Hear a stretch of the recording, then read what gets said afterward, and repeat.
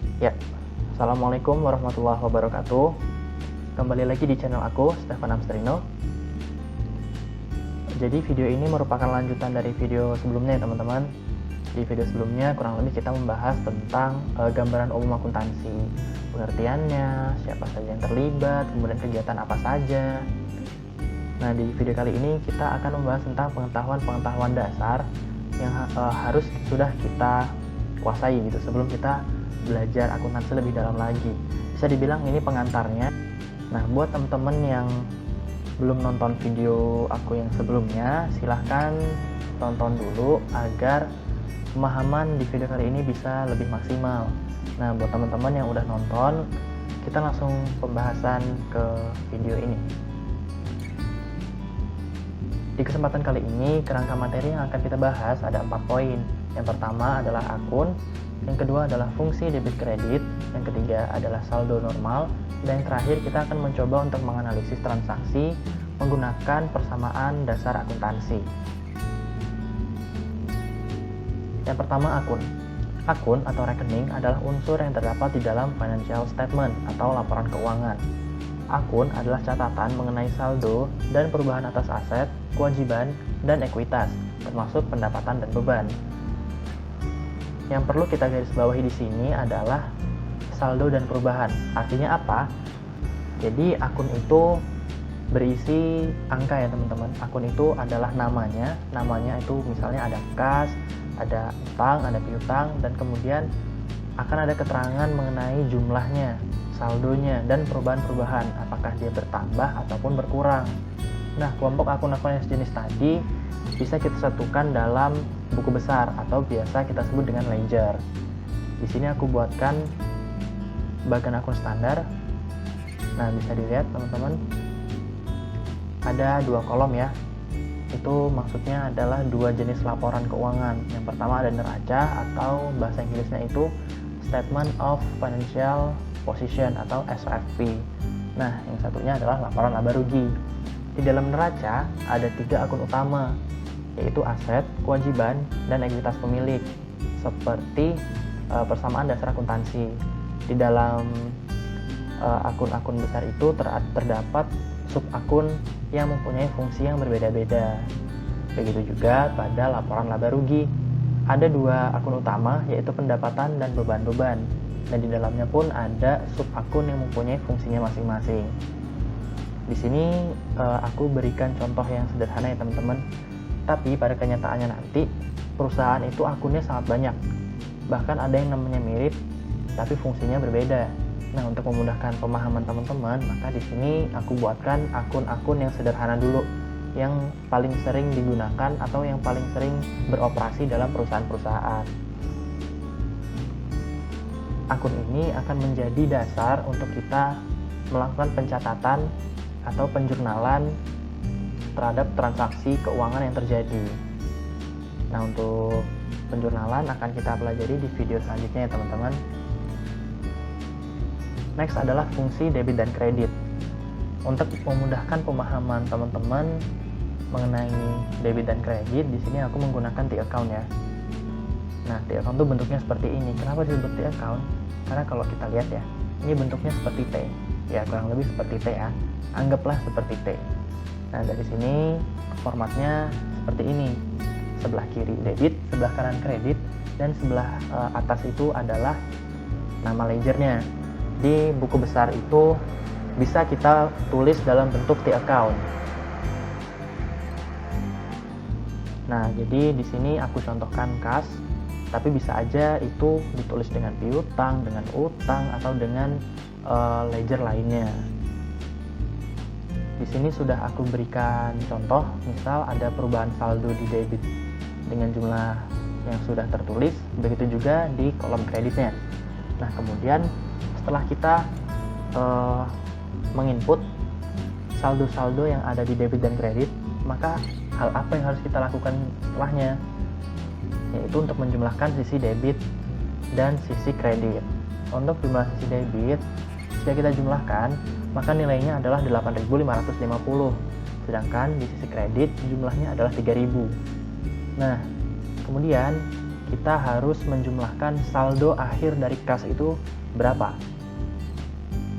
Nah, jumlahnya adalah 8.550 dikurangi dengan 3.000. Hasilnya adalah 5.550. Jika jumlah sisi debit lebih besar daripada sisi kredit, maka saldo buku besar kasnya berada di sisi debit. Berlaku juga sebaliknya. Apabila jumlah sisi kreditnya lebih besar daripada sisi debit, maka saldo buku besarnya berada di sisi kredit. Selanjutnya adalah saldo normal. Saldo normal ya. Ini sangat berkaitan dengan fungsi debit dan kredit. Pada masing-masing komponen persamaan dasar akuntansi itu memiliki fungsi yang berbeda-beda, teman-teman. Nah, misalnya saja pada aset. Pada komponen aset, debit itu artinya menambah jumlah aset, sedangkan kredit itu mengurangi jumlah aset. Pada kewajiban, debit itu mengurangi jumlah kewajiban, sedangkan kredit menambah jumlah kewajiban. Ekuitas itu bisa terdiri dari dua sub-ekuitas itu ya teman-teman. Ada beban atau prive. Prive itu penarikan modal yang sudah ditanamkan oleh pemilik, yaitu kebalikan dari penanaman modal lah ya, lebih mudahnya. Kemudian ada pendapatan atau modal.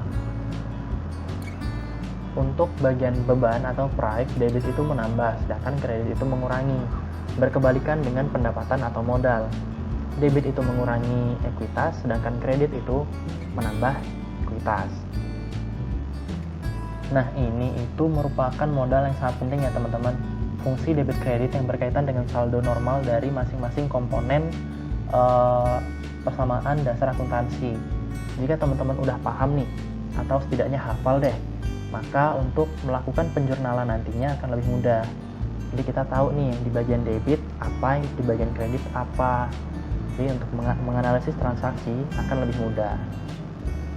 Nah, buat teman-teman yang mau mencatat, silahkan mencatat boleh, ataupun yang mau di pause dulu untuk menghafal, silahkan.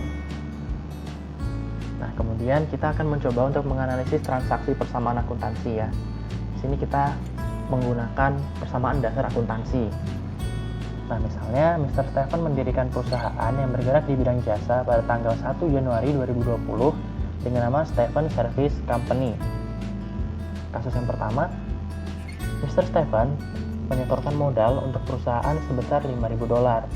Maka di sisi aset akan mengalami penambahan kas sejumlah 5.000, sedangkan di bagian ekuitas ada penambahan modal dari Mr. Stephen sebesar 5.000.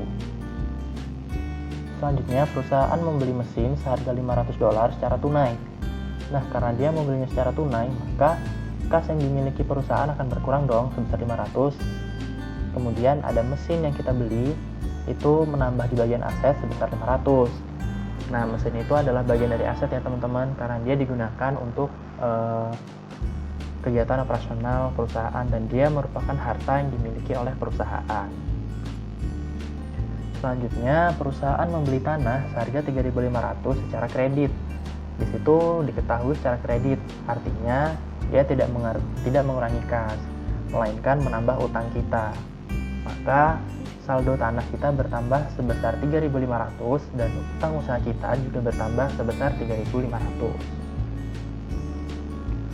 Kemudian perusahaan mendapat pemasukan dari jasa yang diberikan senilai $150 secara tunai. Nah, untuk yang ini kan secara tunai, artinya kita ada penambahan kas kita sebesar nilai jasanya, yaitu $150. Kemudian di bagian ekuitas, sub ekuitas pendapatan itu juga bertambah sebesar 150.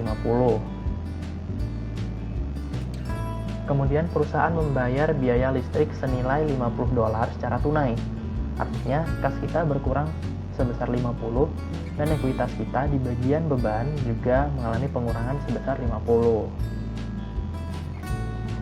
Kemudian perusahaan melunasi utang usahanya sebesar 50% kepada pemasok. Nah, utang usaha kita tadi kan sebesar 3.500 ya teman-teman. Tinggal kita kaliin aja tuh sama 50%. Artinya kas kita untuk membayar utang usaha sebesar 1.750. Begitu juga utang usaha kita sebesar 1.750. Yang terakhir, perusahaan melakukan pinjaman kepada bank untuk menambah sumber daya sebesar $1.000.